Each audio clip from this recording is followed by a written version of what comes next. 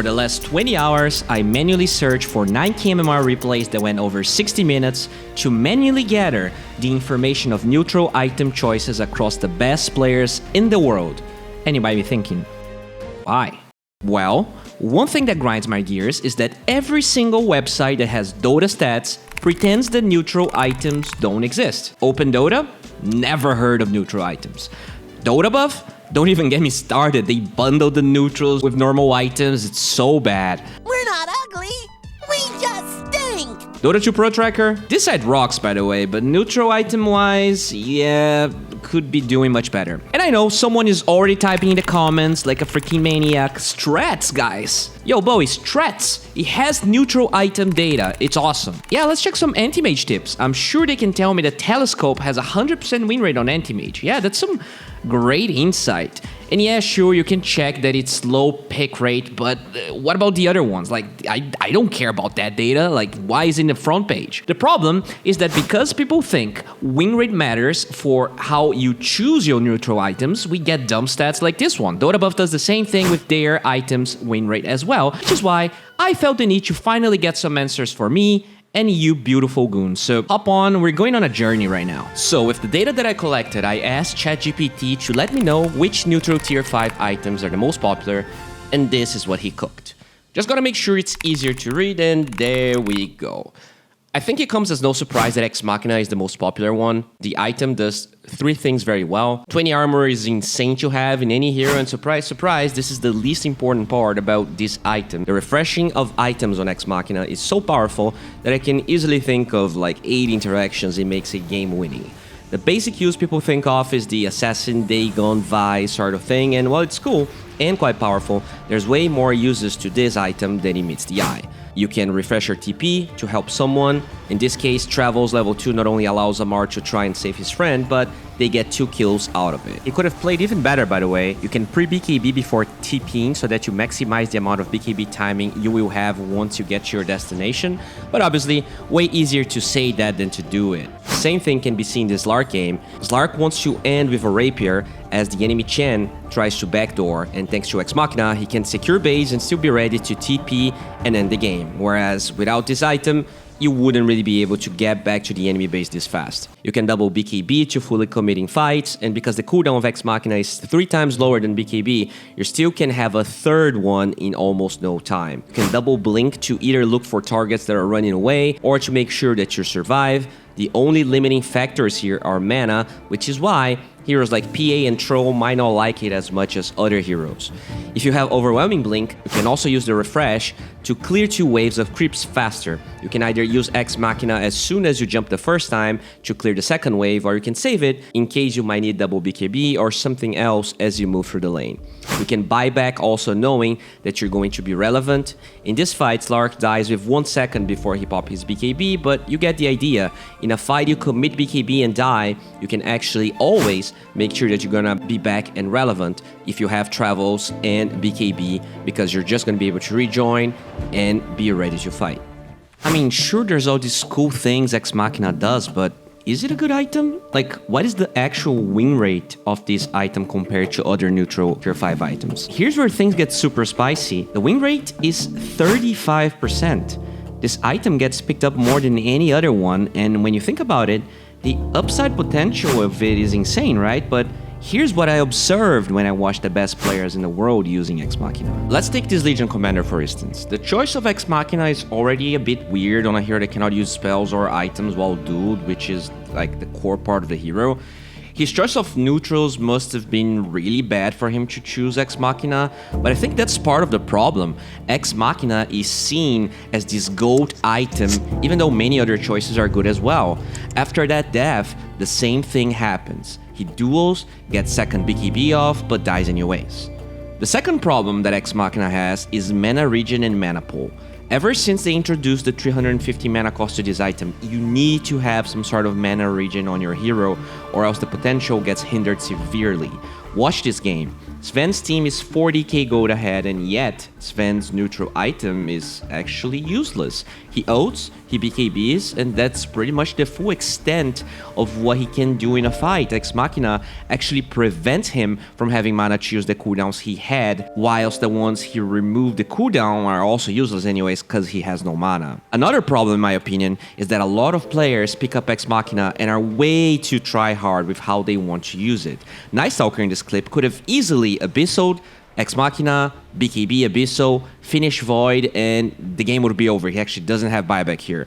But he tried to wait for his BKB despite Kanka being alive, and not only did he lose this fight, they lose the game after it. We saw the same thing with Slark dying for fear of using Exmachina in another fight. The cooldown of this item is pretty much 0, but pros, they always try to squeeze it so hard, and honestly, I've seen this backfire enough times to make a full 10-minute video out of it. Now let's zoom out a little bit. Let's take this rank 20 Slark. So he's around 12k MMR.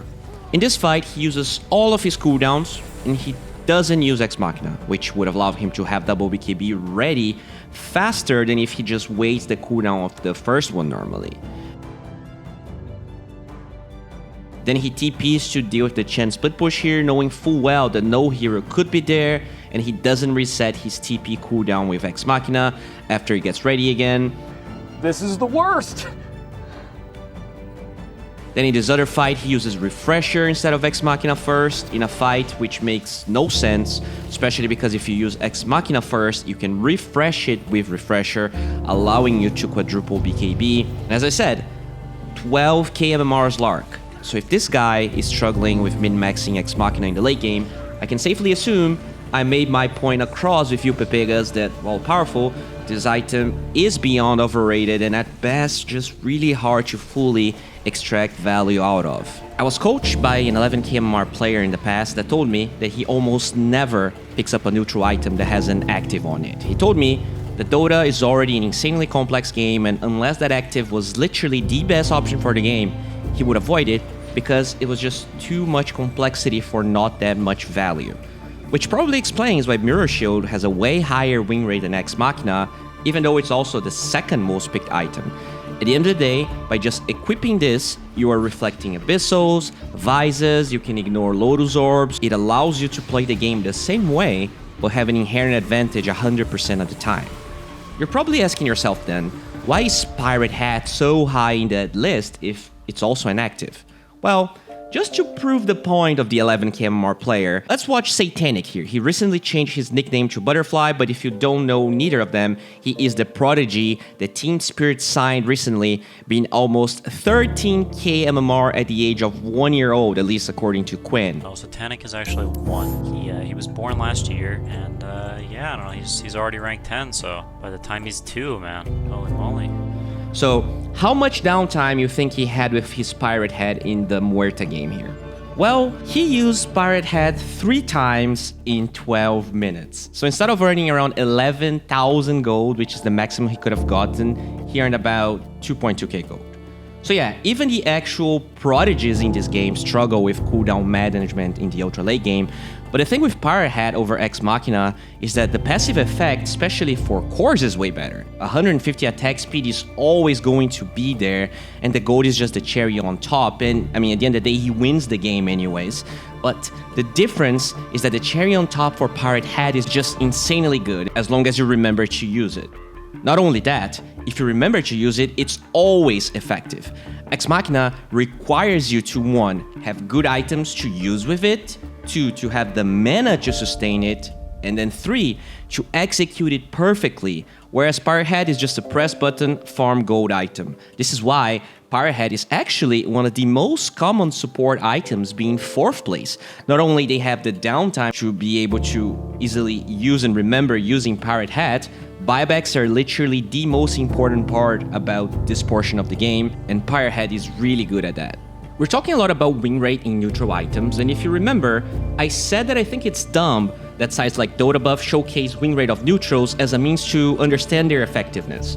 The difference here though is that Mirror Shield and Exmachina were by far the most picked in this dataset. So having high peak rate and low wing rate is a much more effective data set than the opposite, which is usually what happens in Dota buff, where shared tangos have 80% win rate for some reason. At the end of the day, there's a lot to learn from this data. I cooked up a lot of graphs that have the pick rate and win rate of every single neutral item that you can find here. But if you're a nerd like me and you want a little bit more, you can actually get the same graphs but divided by row. All you have to do is join my Discord server and provide me your email there so I can send it to you. And finally, if you want even higher analysis like the best neutral items for specific heroes or even heroes in different roles, you can join my Patreon for any tier and get access to that and also the entire data set. In fact, I'll be constantly updating this sheet since I want to make more videos from it. This barely scratched the surface, and obviously by joining there, you will get to see all of the data and understand it way more thoroughly. By the way, guys,